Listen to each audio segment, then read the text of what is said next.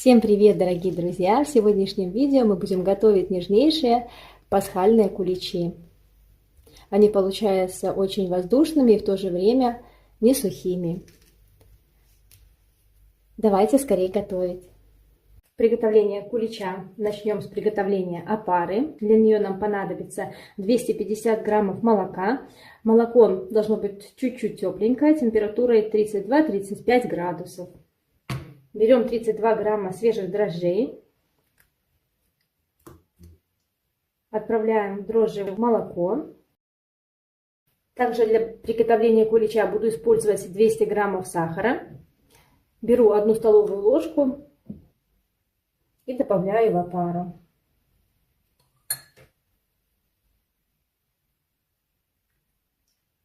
Перемешаю, чтобы дрожжи хорошо растворились в молоке. И всыпаем 4 столовые ложки с горкой, это около 100 граммов муки.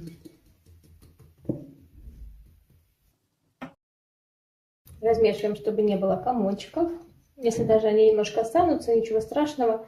Потом в процессе замешивания теста все вымесится в однородную массу. Накрываю опару пищевой пленкой и отправляю в теплое место для подхода. Пока подходит опара, возьмем 3 желтка и 1 яйцо. Соединим с сахаром оставшимся. 200 грамм, напомню, без столовой ложки. И добавим соль. 3 чайные ложки. Но так как я буду использовать соленое сливочное масло для приготовления теста, я не добавляю соль. Перемешиваю несколько минут. Такая воздушная светлая масса получается. Долго ничего не вбиваем. После чего добавляем мягкое сливочное масло. Оно должно быть комнатной температуры, так как дрожжи не любят холодных ингредиентов. Можно слегка подтопить в микроволновке, если вы забыли достать заранее. Но масло не должно быть ни в коем случае горячим. Снова все перемешиваем. Для того, чтобы придать пикантности, вкуса, добавлю 1 столовую ложку меда с горкой большой. Это около 70 грамм. Так как мед у меня достаточно мягкий, такой жидкий, он разойдется хорошо в тесте, то я его не разогревала. Если же он у вас засахаренный, то можно прогреть и опять же остудить до комнатной температуры, а затем добавить в тесто. Следом идет сметана. Жирность сметаны у меня 20% комнатной температуры. В такой небольшой емкости мне будет неудобно замешивать тесто, я не подрасчитала, поэтому переливаю всю массу в большую емкость. Опара очень хорошо подросла, добавляю ее, даже когда она немножко подрастет и начинает опадать, тогда можно будет добавлять ее в общую массу.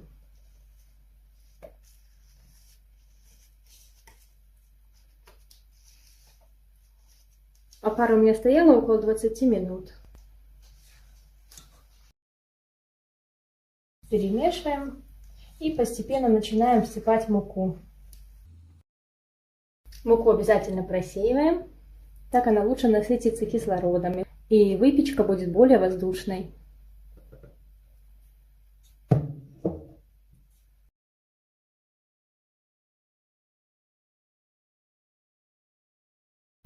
Я добавила в тесто 600 граммов муки и теперь начну замешивать его с помощью миксера насадками крюк. Если у вас нет такого миксера, то смачивайте руки растительным маслом и вымешивайте. Тесто пока еще очень липкое.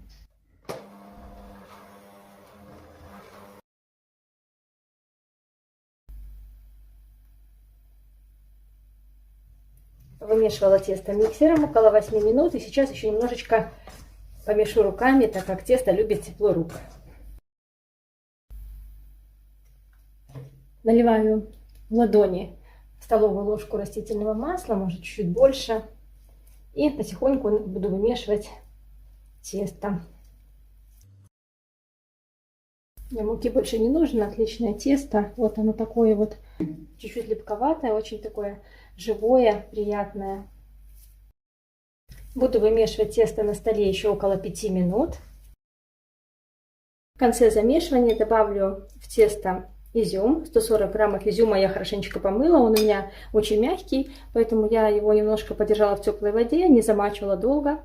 Добавляю в изюм муку, чтобы весь изюм покрылся мукой. И вмешаю его в тесто. Все, округляю тесто, отправляю в миску, смазанную растительным маслом. Накрываю тесто полотенцем и поставлю на расстойку. Удобнее всего это делать в духовке, если у вас есть минимальная температура для расстойки теста, тогда расставите в духовке. Если же нет, то я в своей духовке обычно помещаю банку с горячей водой и тесто. И закрываю дверцу, и там образуется очень хорошая среда для подхода теста. Тесто очень хорошо подошло. Оно провело на расстойке 1:50 минут. У вас может уйти другое время, будет зависеть от того, какая была температура изначально теста и температура в том месте, где тесто растаивалось. Обминаю тесто.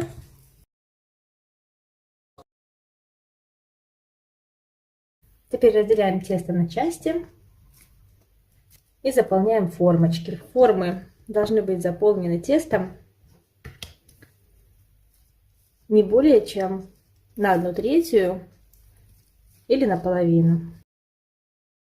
Вот так вот округляем тесто хорошенечко. Видите, оно уже практически перестало липнуть к рукам, практически вообще не липнет.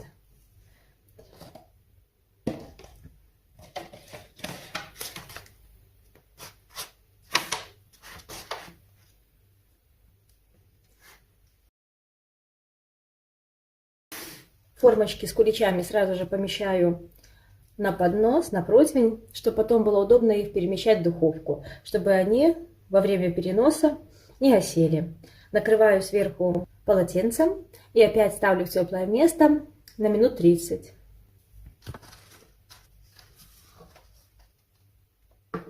Куличи вот так вот прекрасно подошли. Они у меня были на расстойке 40 минут. И теперь отправляю их в духовку, разогретую до 180 градусов. Мои прекраснейшие ароматные куличи готовы. Проверяем их готовность деревянной палочкой. Вставленная в центр, она должна выходить сухая. Выпекались они у меня 50 минут. И теперь переставляем куличи на решетку и остужаем их до комнатной температуры. Также я решила сделать эксперимент с этим тестом. Замесила половину нормы теста, так как указано в видео, и поместила его на ночь в холодильник под пищевой пленкой. Иногда бывает так, что не успеваешь днем сделать тесто, и выстаивать времени нет, поэтому поставить тесто на ночь, а утром уже сформировать куличики и испечь их. Посмотрим, как будет отличаться кулич, приготовленный этим способом, и обычным классическим. Так как в тесте много масла, оно достаточно плотное получается после холодильника.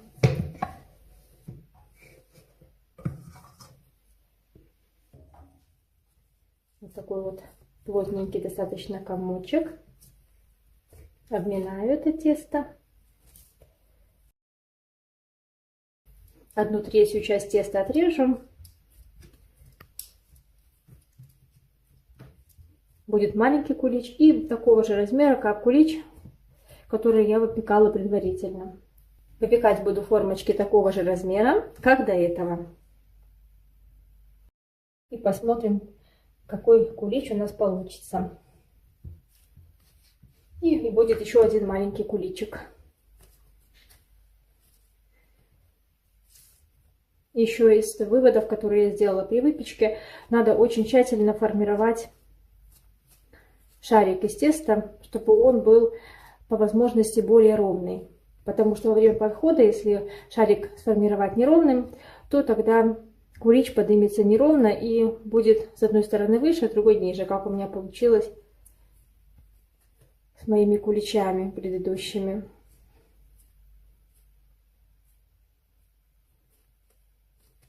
По возможности более ровненький такой вот шаричек делаем.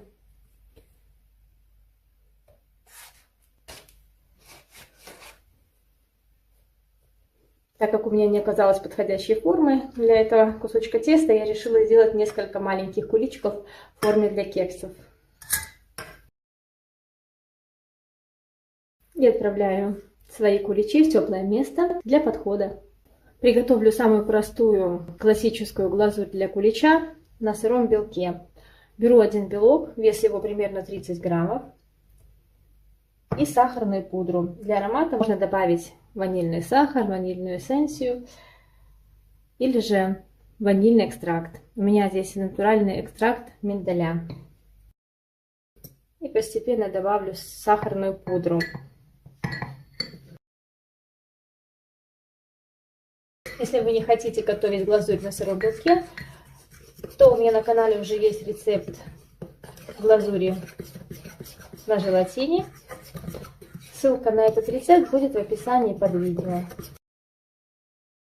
Добавляю чайную ложечку лимонного сока, можно 2 чайные ложки, и продолжаю замешивать.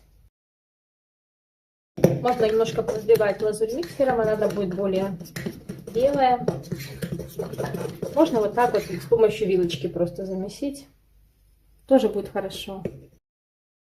Я добавляю 200 граммов сахарной пудры.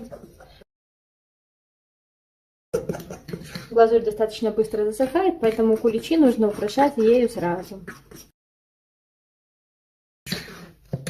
Все, глазурь готова.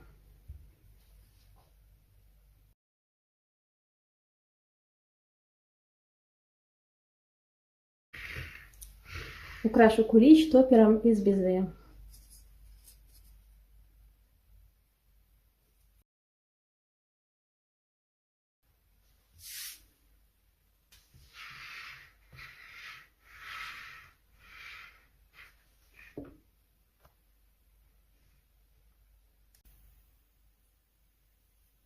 Давайте разрежем один кулич и посмотрим, какой у него мякиш.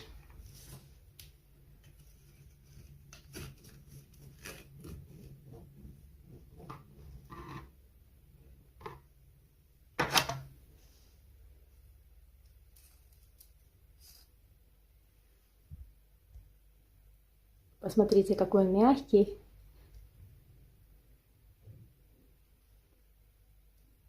Очень ароматный, просто божественный кулич. Мои куличи хорошо подошли. Отправляю их в духовку, разогретую до 180 градусов. Маленькие куличики достану раньше, и большой буду выпекать дольше. Испекла и вторую партию куличей. Немножко дадим остыть и посмотрим, какой кулич получился в разрезе.